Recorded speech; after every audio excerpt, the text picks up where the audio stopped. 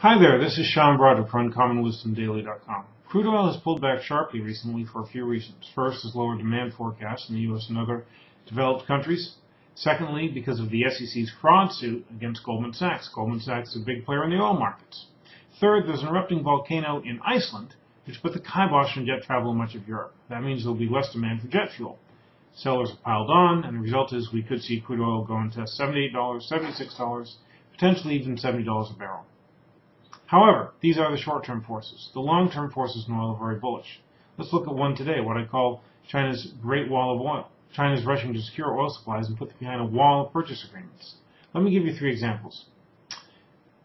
Brazil. Last May, China's Sinopec signed a deal with Brazil's Petrobras. Under the terms of the deal, Petrobras supplied crude oil to Sinopec for 10 years with 150,000 barrels of crude oil a day for the first year and 200,000 barrels per day over the next 9 years. In another deal, Petrobras is selling China Petroleum stakes in 2 oil blocks off Brazil's northern coast.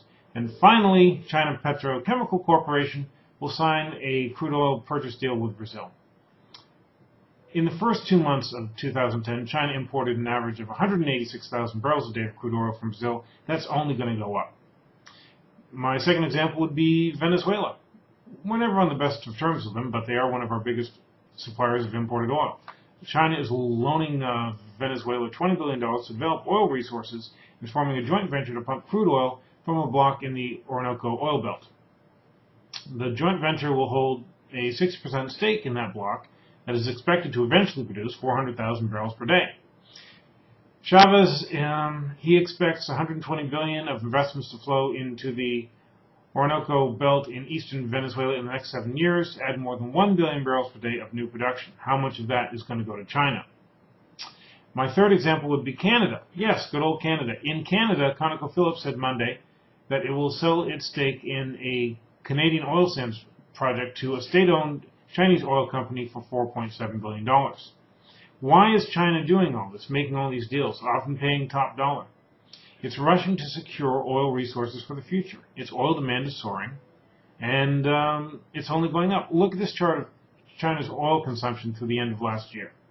You can see that there's a tremendous rise here, and China's oil demand is only getting stronger. Its oil imports jumped 29% in March from a year earlier. What's more, China's economy grew by 11.9% in the first quarter, and first quarter auto sales in China jumped 72% compared to the same period a year earlier. China knows that it will need a lot more petroleum down the future. So, China is securing a lot of new oil supply from countries that have traditionally been U.S. suppliers, including Venezuela, Brazil, and Canada. We will want those energy supplies in the future, but they're already being moved behind China's Great Wall of Oil. That's why oil is a good long-term bet. This is Sean Brodrick for UncommonWisdomDaily.com. Thanks for watching.